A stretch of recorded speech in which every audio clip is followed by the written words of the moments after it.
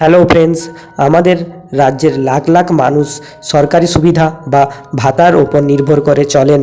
তা সে বার্ধক্য ভাতা বা বৃদ্ধ ভাতাই হোক, বিধবা ভাতাই হোক কিংবা মানবিক ভাতা। কিন্তু গত কয়েকদিন ধরে বহু মানুষের মনে একটা নতুন চিন্তা দেখা দিয়েছে। অনেকেই বলছেন যে হঠাৎ করেই নাকি অনেকের ভাতার টাকা ব্যাংকে আসা বন্ধ হয়ে গেছে বা সামনেই বন্ধ হয়ে যেতে পারে। এই খবরটা ছড়িয়ে পড়ার পর বিশেষ করে আমাদের বয়স্ক বাবা মায়েরা বা দিদিরা ভীষণ চিন্তায় মধ্যে পড়েছেন। আজকে আমি আপনাদের এই বিষয়টা আসল সত্যটা খুব শান্তভাবে এবং সরকারি নিয়ম অনুযায়ী বুঝিয়ে বলবো। টাকা কেন বন্ধ হচ্ছে বা আদৌ সবার বন্ধ হচ্ছে কিনা, আবার যদি আপনার টাকা আটকে গিয়ে থাকে তবে সেই পুনরায় চালু করতে আপনাকে ঠিক কী করতে হবে তা বিস্তারিত জানাবো। তাই একটুও সময় নষ্ট না করে ভিডিওটা শেষ পর্যন্ত মন দিয়ে দেখুন। বন্ধুরা, প্রথমেই বলি এই টাকা বন্ধের কথা কেন উঠেছে। আসলে সরকার এখন সমস্ত সরকারি সামাজিক সুরক্ষা প্রকল্পগুলোর একটি বড় ধরনের ভেরিফিকেশন বা তথ্য যাচাইয়ের কাজ শুরু করেছে। এর মূল কারণ হলো বিগত দিনে দেখা গেছে এমন অনেকে ভাতার টাকা পাচ্ছিলেন যারা হয়তো আদেও এই পদের যোগ্য নন, অথবা অনেক ক্ষেত্রে উপভোক্তা মারা যাওয়ার পরেও ভুলবশত তার অ্যাকাউন্টে টাকা চলে যাচ্ছিল। এই ধরনের ভুল বা দুর্নীতি রুখতেই সরকার এই ভেরিফিকেশন বা ঝাড়াই বাছাইয়ের সিদ্ধান্ত নিয়েছে। তাই আপনাদের যদি সমস্ত কাগজপত্র ঠিক থাকে তবে আপনার বিন্দুমাত্র ভয় পাওয়ার কারণ নেই। এটি একটি সাধারণ সরকারি প্রক্রিয়া যা আপনার অ্যাকাউন্টকে সুরক্ষিত করতেই করা হচ্ছে। তবে হ্যাঁ, যদি কোনো ধরনের আপনার তথ্য যাচাইয়ের কাজ বাকি থাকে তবে সাময়িকভাবে টাকা আটকে যাবে, আর সেই টাকা আবার অ্যাকাউন্টে নিয়ে আসার জন্য আপনাকে আগে থেকে কিছু নথিপত্র বা কাগজ রেডি রাখতে হবে।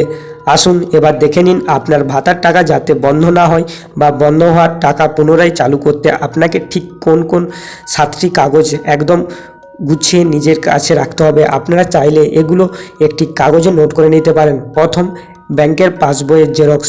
মনে রাখবেন যে অ্যাকাউন্টে আপনার ভাতার টাকা আসে সেই পাসবইয়ের প্রথম পাতার পরিষ্কার জেরক্স লাগবে।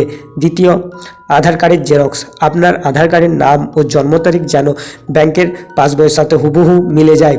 3 নম্বর, ভোটার কার্ডের জেরক্স। আপনার পরিচয়ের আরেকটি বড় প্রমাণ হিসেবে ভোটার কার্ডের জেরক্স লাগবে।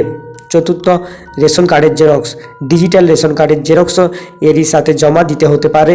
এবং 5 নম্বর, লাইফ সার্টিফিকেট বা জীবন শংসাপত্র বা লাইফ সার্টিফিকেট।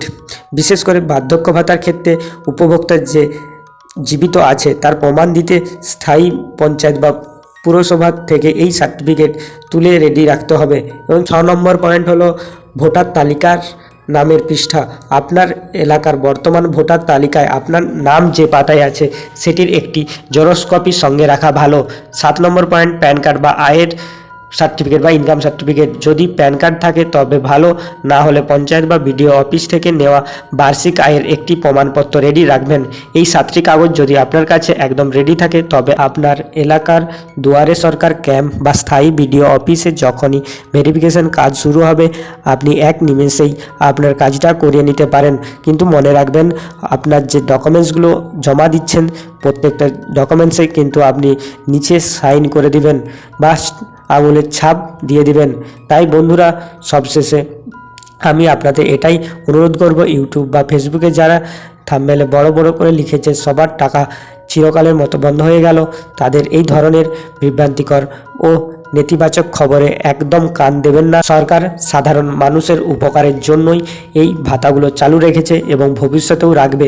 শুধু আপনাদের দায়িত্ব হলো একজন সচেতন নাগরিক হিসেবে নিজেদের কাগজপত্র বা ডকুমেন্টসগুলো একদম ঠিকঠাক রাখা। যদি এই ভিডিওটি আপনাদের মনের ভয় দূর করতে সাহায্য করে থাকে তবে আপনার চেনা পরিচিত যে কোনো বয়স্ক মানুষ বা যাদের এই ধরনের ভাতা টাকা পাচ্ছেন তাদের সাথে শেয়ার করুন, যাতে তারাও নিশ্চিন্তে এই 7টি কাগজ গুছিয়ে রাখতে পারে। আর এই ধরনের পরিষ্কার ও সঠিক সরকারি আপডেট নিয়মিত পেতে আমাদের চ্যানেলটি সাবস্ক্রাইব করে আমাদের পাশে থাকুন। আজ এই পর্যন্তই, দেখা হচ্ছে পরের ভিডিওতে। ততক্ষণ ভালো থাকবেন, সুস্থ থাকবেন। ধন্যবাদ।